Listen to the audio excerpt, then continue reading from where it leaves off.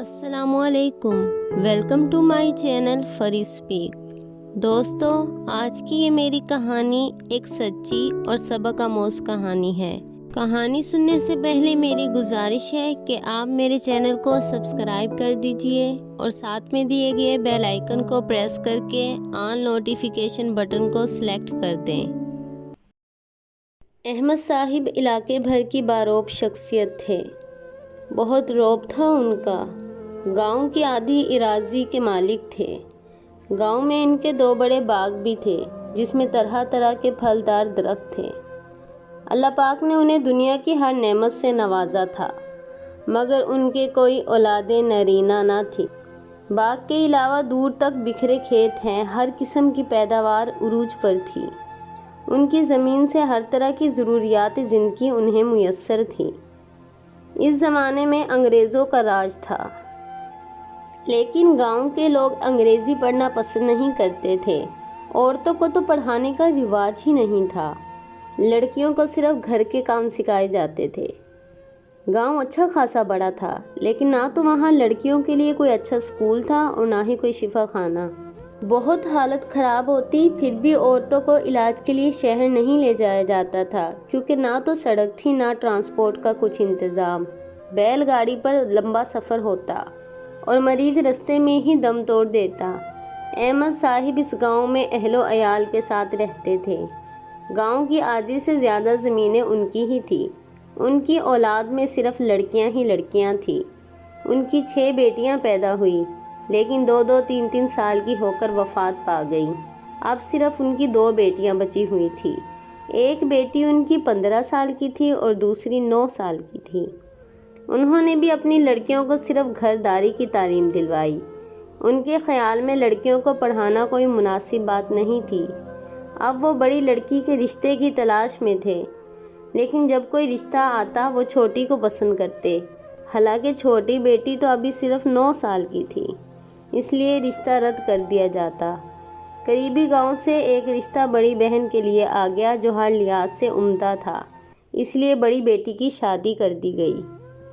احمد صاحب کی چھوٹی بیٹی عالیہ صرف 9 سال کی ہی تھی، لیکن اس کے بہت اچھے رشتے آ رہے تھے۔ اسی گاؤں میں ایک زمیندار تھے جن کا انتقال ہو چکا تھا۔ ان کا صرف ایک ہی بیٹا تھا جو 15 سال کا تھا اور شہر کے بہت اچھے اسکول میں تعلیم حاصل کر رہا تھا۔ یہ بھی اسی گاؤں کا ایک دولت مند خاندان تھا۔ گاؤں کی آدھی اراضی ان کی ملکیت تھی۔ وہ خود صاحب فوت ہو چکے تھے۔ ان کی بیگم زندہ تھی اور انہوں نے بیٹے کی بڑی اچھی سی پرورش کی تھی۔ ان کی خواہش تھی کہ بیٹے کا صرف نکاح کر دیا جائے۔ انہوں نے احمد صاحب کے گھر رشتہ بھیجا۔ رشتہ مناسب تھا اور صرف نکاح کی بات ہو گئی، اس لیے رشتہ قبول کر لیا گیا۔ عالیہ بھی 9 سال کی تھی۔ عالیہ کا رشتہ دانیال کے ساتھ طے ہو گیا، کیونکہ دانیال جائیداد کا اکلوتا وارث تھا اور عمر کے لحاظ سے بھی ٹھیک ہی تھا۔ ان دونوں کا نکاح ہو گیا۔ رخصتی بڑے ہونے پر رکھی گئی۔ جب عالیہ 11 سال کی ہو گئی تو عالیہ کی والدہ یعنی احمد صاحب کی بیوی پھر سے امید سے ہو گئی۔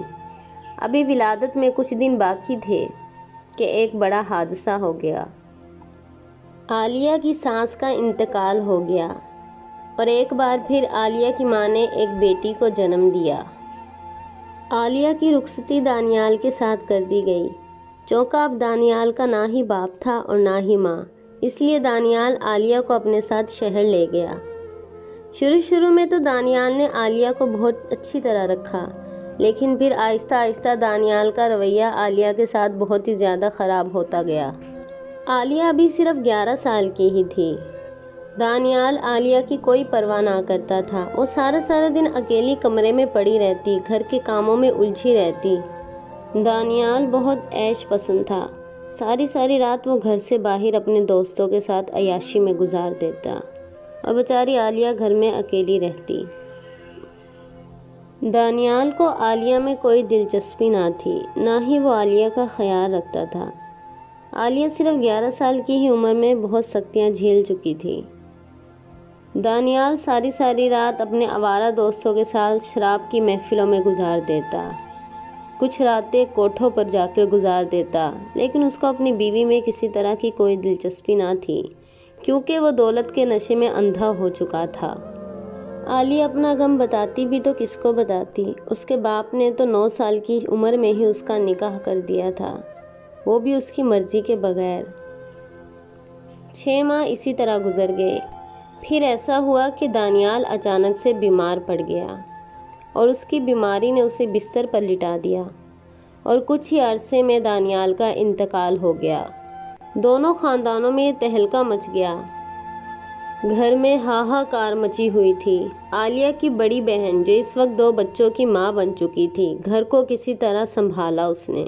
پورے خاندان کو یہ صدمہ تھا کہ اتنی چھوٹی بچی پوری زندگی کیسے گزارے گی شوہر کے بغیر، کیونکہ ان کے خاندانوں میں دوسری شادی کو معیوب سمجھا جاتا تھا۔ بچی صرف 11 سال کی اور کم عقل تھی۔ عالیہ کو اپنے اوپر پڑنے والے غم کا اندازہ ہی نہیں تھا۔ عالیہ کو جب سفید کپڑا پہنایا گیا اور اس کی چوڑیاں توڑی گئی تو وہ غم کے مارے کمرے میں چھپ گئی۔ وہ چیخ چیخ کر رو رہی تھی کہ میں چوڑیاں نہیں توڑنے دوں گی، سفید دوپٹہ نہیں اوڑھوں گی۔ ماں نے بھی اس دن اپنی چوڑیاں توڑ ڈالیں اور رنگین کپڑے پہننا چھوڑ دیا۔ عالیہ بیچاری صرف 11 سال کی ہی عمر میں وہ بیوہ ہو چکی تھی۔ اس نے تو ابھی اپنی زندگی کی خوشیاں دیکھی بھی نہ تھی۔